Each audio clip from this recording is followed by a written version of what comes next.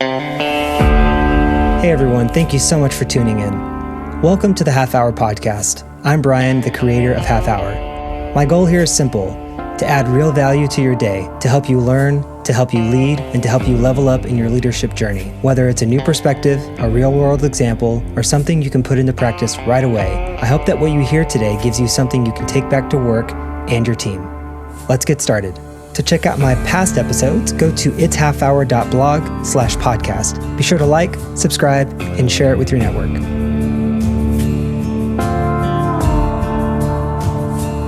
Hey everyone, welcome back to another episode and the newly titled Half Hour Podcast. It's really good to have you here, and I'm glad you're checking this out. Today, I want to talk about something that doesn't always get said out loud, and that's the difference between a good stage manager and a great one.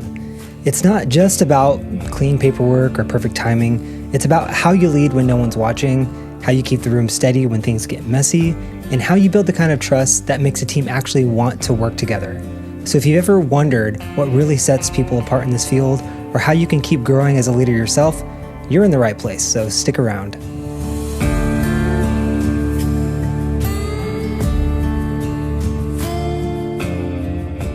The first thing I want to talk about, which I think is probably talked about a lot, is the idea between technical skills and soft skills.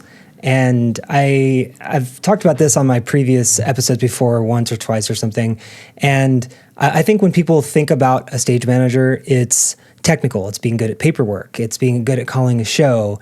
It's good at making a schedule. It's good at running a backstage track. I think those are all skills that we as stage managers and leaders and production managers and technical directors and, people who are listening to this that may not be a stage manager, but I think that these are all relatable for sure. And I think that technical competence is a part of what gets you hired. But I think the leadership skills that we cultivate is obviously it's how you build trust. It's how you get rehired. I think that, there's that saying that people don't remember God damn it, I can't think of the saying right now, but people don't remember what you said. They remember how you made them feel. There's something like that. And so I think that obviously you want to have good skills. You want to be good at paperwork. You want to be good at making a schedule. You want to be good at calling a show. And you want to be able to do all those things because that's the bare minimum, right? Is to be a good stage manager is to be able to do all those things with competence. And so that's a given. So you should obviously be able to do that. But I think taking it to the next level and really working on your leadership skills, communication skills, emotional intelligence, vulnerability, and being able to build trust with people, empathy, listening, for God's sakes. I think that those are all really, really important. I think some more advanced leadership skills that I think a lot of people don't really talk about, and it's really, really hard to conceptualize these things and to talk about them in any sort of way, but it's things like assessing the room and figuring out the dynamics of a team. Maybe you're coming into a team for the first time. Maybe you're working with a team that you haven't worked with before. You're working with a new PSM. You're working with a team that's been together for a while, and you're coming in as the new person, and assessing what those dynamics are and what the roles are. Who talks a lot? Who doesn't talk a lot? Who is saying things behind people's back, or how are the politics of the team, not even just the stage management team, but the team at large, and how those are at play, I think are really important. Another thing is, being able to raise or lower the temperature, and having that ability to see how things are either escalating or not escalating, and being able to light the fire to get things moving, or to really tamp those things down a bit and chill it out. Obviously that takes practice, and it takes self-awareness, and it takes learning and reading and observing and not talking all the time. Perhaps. I think listening is really, really key to that. So those are a couple things that I think that are less technical, and that can really help you be a better leader. And people will notice that. Something that my friend Jay and I always talk about on our other podcast, Backstage Banter, which if you haven't listened to that, please go check it out. It's pretty awesome. It's backstagebanter@thepodcast.com. And, we always talk about how someone is always watching. And I think that's just that's an important lesson for myself, but I think it's important for everyone to hear that whether or not you feel like you're, doing something so small, or maybe it's something larger. Someone is always watching what you're doing. They're watching how you react. They're watching how you talk to people. They're watching everything and listening. So just something to keep in mind. I don't think you need to pretend to be someone you're not. I think you should authentically be yourself. That is a given in my opinion. But I just be aware, that not everyone is going to respond the same. Not everyone's going to react the same. Someone may take something one way, or they may see something and think one thing of it. But also, if you do the smallest thing, opening the door for the janitor or something, that is such a small thing, but people will pick up on that and they'll be that's a thing, and they're going to notch that and they're going to put it on the shelf and they're going to be like, hey, that thing about Bryan, I remember seeing him do that, and this is the kind of person he is. So keep that in mind.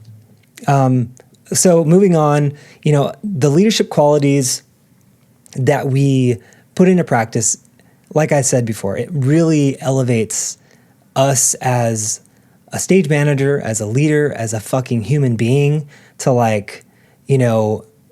really our values. I recently wrote this article on the Half Hour blog about my personal code of ethics. And if you haven't read it, I really encourage you to read it, because I think that every leader, regardless of what industry you're in, that, having some sort of not even a moral compass, but just guiding principles for yourself as a leader, as a human, how do you see the world? What do you value? What's important to you? So, go check that out. But I'm going to talk a little bit about,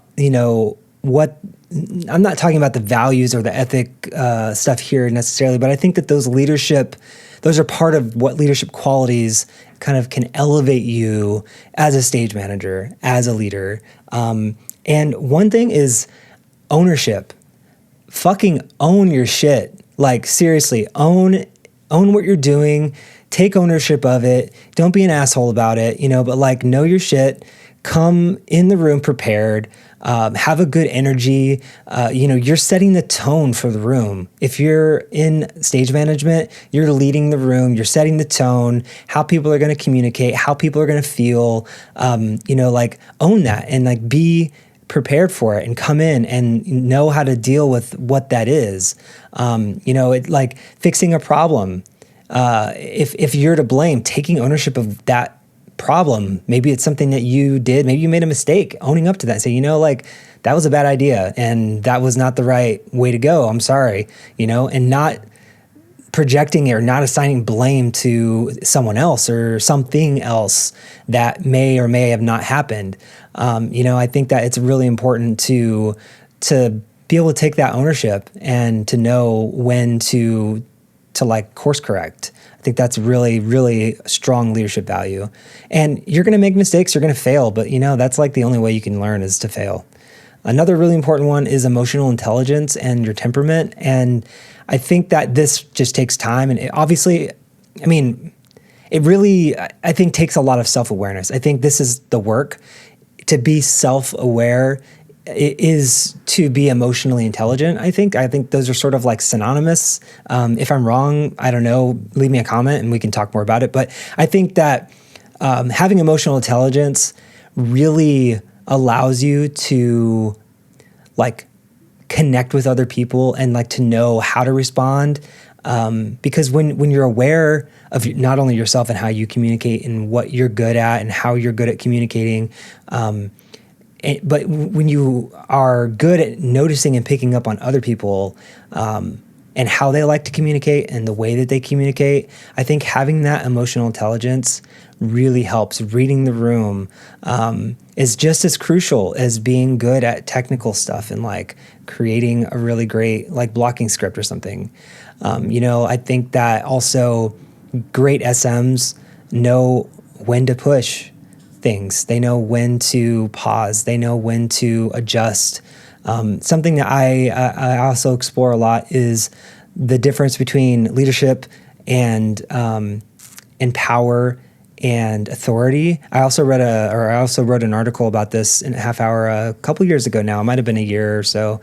But I think that like the levels that you communicate at, if you're sitting versus standing, the proximity to people, the language that you use, all of these things are really, really important. I think that the emotional intelligence it's another tool in your tool belt, I think, but it really does set you apart if you are able to tap into what that is.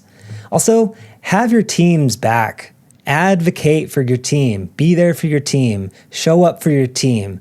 Don't just delegate and leave early. Don't just do something that is not in the best interest of the team and only for you. If someone's like, ragging on your team, like back them up. Like be the leader and really set the tone that, I'm in it with you. I'm there for you. I think that's really important. The next thing is how your leadership shows up in the moments where we're at like the most stressed out, or we're like in the trenches, so to speak. Crisis moments, emergencies, fire drills, anything like that. Someone is sick and they can't come into rehearsal, or they're got in a car accident and they're not going to make the show. Who's going to run the room when everything is perfect, and what happens when things go wrong? How are you showing up as a leader? How are you making those adjustments? How are you pivoting whenever something like that happens? And I think coming up with a plan, something that I've done and that I do whenever I'm building teams and I'm on like a show that I'm part of creating, is that I create a plan, a contingency plan. So like I have like 4 or 5 different columns, and it's like the first column is everyone's in. These are all the expectations and these are all the duties, and this is how I want to structure the team like in a perfect world. And I know that people have different opinions about that, and like and people manage and structure teams differently, and that's totally cool. This is my example, and this is what I'm talking about. So I have the first column, everyone's in. The second column is I'm out. How does everything shift? The next one is how is the first ASM out? The next one is how is the second out? The next one's how is the PA out? So like everyone sort of knows what slack they need to pick up, and it's pre-planned. So if something happens, just like an SOP for an emergency scenario or some sort of like shelter in place or anything like that, you want to make a plan and have those bullet points worked out ahead of time. So when it happens, you don't have to think about it. It is, you can adapt it, you can change it. Maybe in the moment, maybe it's a new scenario that you haven't thought about. You can pivot that and be like, hey, in this situation, I'm going to do this and you do this. So I think that's important. Consistency builds trust, not charisma. I think that, I think this is building on everything, but just like everything that you're doing, how you're showing up, how you're leading, how you're having your team's back, the consistency of that, it really will build the trust in your team, in the people that you're leading, the cast, the director, everyone that you're working with. I think that consistency, I think that is a really important point. And I think maybe it's sort of unspoken in a way. But yeah, I think it's important. Something I mentioned earlier was that leadership is felt. It's how you make people feel. It's the intangibles. It's not the technical skills. It's not the making a really great schedule.